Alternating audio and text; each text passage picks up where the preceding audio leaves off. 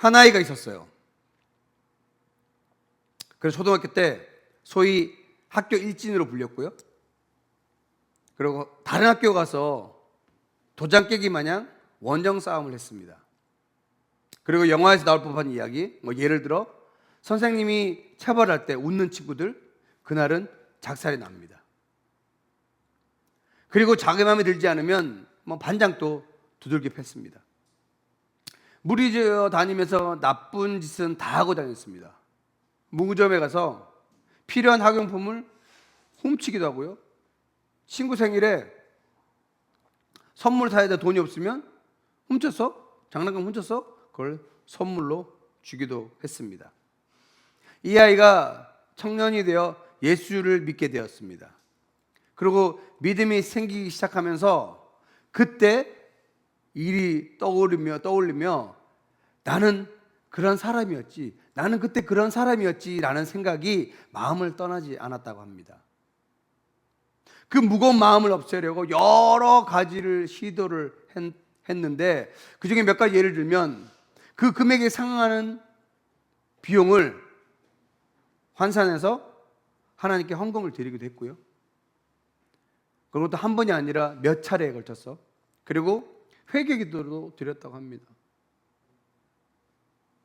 부단히 노력을 했지만 마음의 짐은 여전히 남아 있었다고 합니다.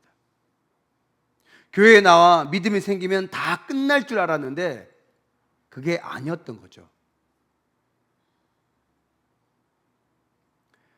에스더 7장에서도 모든 것이 끝난 줄 알았습니다. 왕과 하만은 에스더가 준비한 두 번째 잔치에 참여합니다. 왕은 에스더 왕비가 너무나도 좋은지 이렇게 묻습니다. 에스더 왕비, 당신의 소원이 무엇인가요? 내가 나라의 절반이라도 주겠소. 이 이야기를 들은 에스더는 조용히 입을 엽니다. 제 목숨과 제 민족을 살려주세요. 우리가 죽을지도 모릅니다. 이 이야기에 왕은 깜짝 놀라 외칩니다. 그자가 누구냐? 누가 이런 짓을 꾸몄느냐? 그 순간 에스더는 담대하게 그 대적 원수는 바로 이 악한 하만입니다. 순간 방 안은 싸늘해졌습니다. 왕은 화가 나서 정원으로 나가버리고 하만은 이제 자신이 죽을지도 모른다는 생각에 에스더에게 매달려 살려달라고 애원합니다. 마침 방으로 돌아오던 왕이 그 모습을 보고 더 분노하게 됩니다. 당시의 신하들이 왕의 여자와 가까이 하는 것은 금기사항이었습니다. 그런데 지금 에스더는 의자에 앉아 있고요, 하만은 의자 위에서 이렇게 구부린 상태로 간청하고 있는 모습이 뒤에서 보면 꼭 성폭행을 하는 모습처럼 보였습니다. 그 모습을 보고 대노한 아수에르 왕은 하만이 모르드게를 죽이려고, 매달아 죽이려고 준비한 장대에 결국 하만 자신이 매달려 죽음을 맞이하게 됩니다. 자, 여기까지 스토리를 들으면 모든 것이 끝난 것 같죠. 하만이 처형을 당하고 모르드게는요, 왕의 일지에 왕을 구한 일이 알려졌고, 그리고 에스더의 사촌이자 양아버지인 것이 밝혀져서 왕의 인정을 받습니다. 에스더는 왕 앞에 간청해 민족을 살리는데 성공한 듯 보입니다. 그런데 오늘 우리가 읽은 8장은 전혀 다른 현실을 우리에게 보여주고 있습니다. 하만이 처형된 다음 날 아수에르 왕은 하만의 집을 에스더에게 주었습니다. 여러분, 하만이 어떤 자였냐면 그 페르시아 제국의 쉽게 말하면 넘버 2였습니다. 넘버 2면 집이 얼마나 좋을까요? 그 집을 에스더에게 줍니다. 그리고 모르드게, 사촌자 양아버지였던 모르드게를 하만의 자리에 앉힙니다. 넘버 2로 앉힌다는 거죠. 이제 모르드게는요, 왕의 도장을 가진 권력자가 되었습니다. 우리는 이제 모든 것이 끝났다고 생각할지 모르지만 문제는 아직 남아 있습니다. 끝나지 않았습니다. 하만은 죽었어요.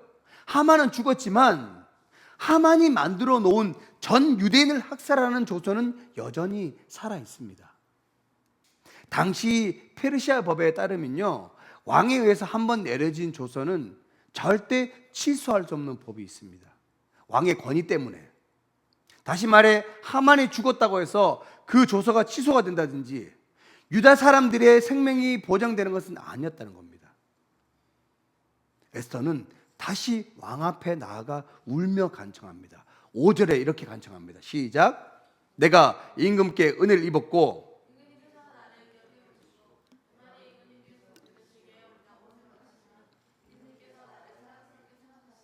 아각 사람 함무다다의 아들 하만이 임금님의 나라 여러 지방에 사는 유다 사람을 다 없애려고 흉계를 꾸며 쓴 여러 문서가 무효가 되도록 조서를 내려 주십시오.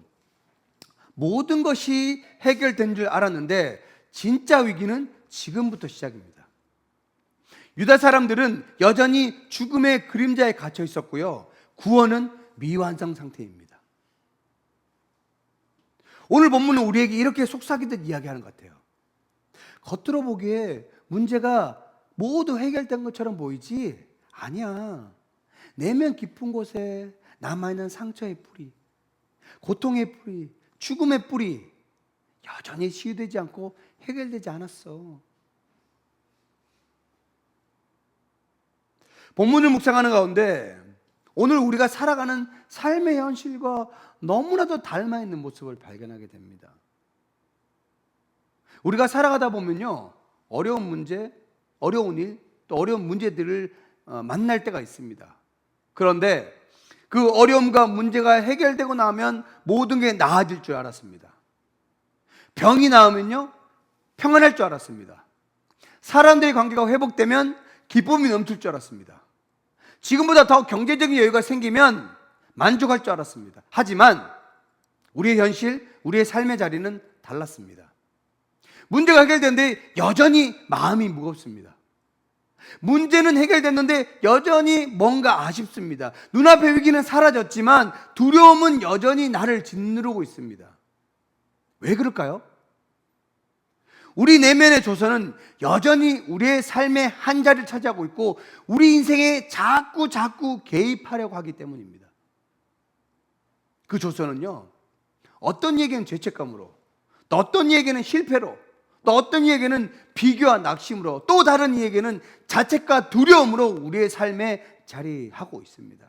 그 내면에 있는 조선은 늘 나의 귓가에 속삭입니다. 마치 오래된 카세트 테이프처럼 틀면 나오고 틀면 나오고 또 틀면 나옵니다. 또 그랬잖아. 이번에도 안 될 거야. 다들 괜찮아. 너만 왜 그래? 야, 그 정도 되면 하나님도 실망하실 거야. 익숙한 소리 아닌가요? 그런데 그 소리는 진리가 아닙니다. 우리는 겉으로 멀쩡해 보이고 괜찮아 보입니다. 그러나 이 조선은 우리의 마음을 마비시키고 기도를 멈추게 하고 하나님과의 관계, 사람들과의 관계를 파괴시킵니다.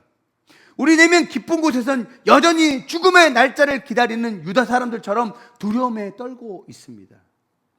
그렇게 떨고 있는 유다 사람들에게 한 가지 희망의 빛이 보이기 시작합니다. 에스더는 두려웠을 겁니다. 이미 한번 왕 앞에 나갔지만 이번엔 또 다른 결단이 필요했습니다. 왕의 얼굴이 변하면 끝나는 겁니다. 하지만 에스더는 민족의 생명을 붙들고 왕 앞에 나아갑니다. 눈물로 기도했겠죠. 하나님, 이번엔 제가 무너져도 괜찮습니다. 제 민족만은 그녀의 한마디 참아 볼 수 없습니다라는 이 한마디는요, 단순한 호소가 아닙니다. 그건 기도였고 간구였고 절규였습니다. 이런 에스더의 간청을 들은 왕은 이렇게 이야기합니다. 8절입니다.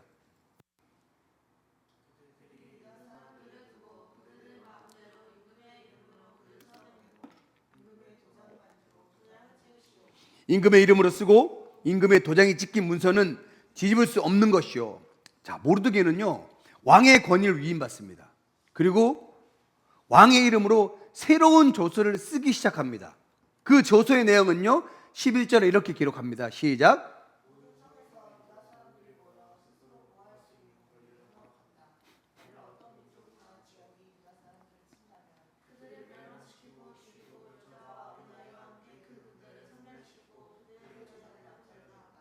조서의 내용은 세 가지입니다. 쉽게 말하자면 첫 번째는요, 유다 사람들이 스스로 자신을 보호할 수 있도록, 두 번째는요, 각성에서 모여 유다 사람들을 치려는 자들을 물리칠 수 있도록, 그리고 세 번째는 유다 사람들을 죽이려고 하는 자들에게 반격할 수 있도록. 이게 주소의 내용입니다. 자, 이 조서는요, 페르시아 온 나라, 인도에서 아프리카 에티오피아까지 127개 지방에 급하게 전달되었습니다. 죽음의 조서가 페르시아 전역에 퍼져 있는데 그 조서 위에 생명의 조서가 덧입혀진 것이죠.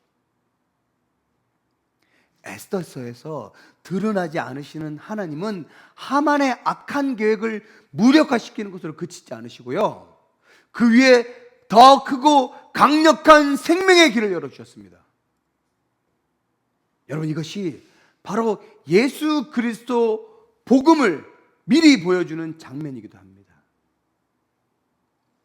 우리 모두는요, 죄로 인해 죽음의 조서가 인쳐진 존재들입니다. 어느 누구도 그 조서를 취소하거나 철회할 수 없습니다. 그러나 하나님은 예수 그리스도를 보내셔서 십자가라는 새로운 조서, 생명의 조서를 우리에게 주셨습니다. 로마서 8장 1절에 보면, 그러므로 이제 예수 안에 있는 자에게는 결코 정죄함이 없나니, 그러므로 이제 예수 그리스도 안에 있는 자에게는 결코 정죄함이 없나니. 여러분, 누구 안에서 정죄함이 없다고요? 예수 그리스도. 예수 그리스도 안에서 결코 절대로 정죄를 받지 않는다라고 로마서 8장 1절은 이야기하고 있습니다. 하나님은 죽음을 걷어내시는 것에 그치지 않으시고요, 죽음 위에 생명의 조서를 더 씌우셨습니다. 그리고 말씀하십니다. 이제 너는 더 이상 정죄받지 않아. 너는 이제 내 생명 안에 있는 거야. 여러분, 에스더 8장의 후반부에는요, 반전의 기쁨이 가득 차 있습니다. 모르드게는 왕국에서 입은 왕이 선사한 옷을 입고 존귀하게 행진합니다. 유다 사람들은 기쁨과 즐거움이 가득했습니다. 그리고 많은 사람들이 유다 사람이 되기를 원했습니다. 이 이야기를 성경은 이렇게 이야기합니다. 시작. 즐거움과 영예가 있었습니다. 왕의 칙서가 전달된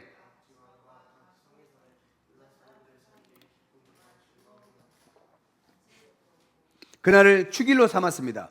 그리고 그 땅에 사는 여러 민족들 가운데 많은 사람들이 유다 사람들을 두려웠기 때문에 자기 스스로 유다 사람이 되기도 했습니다.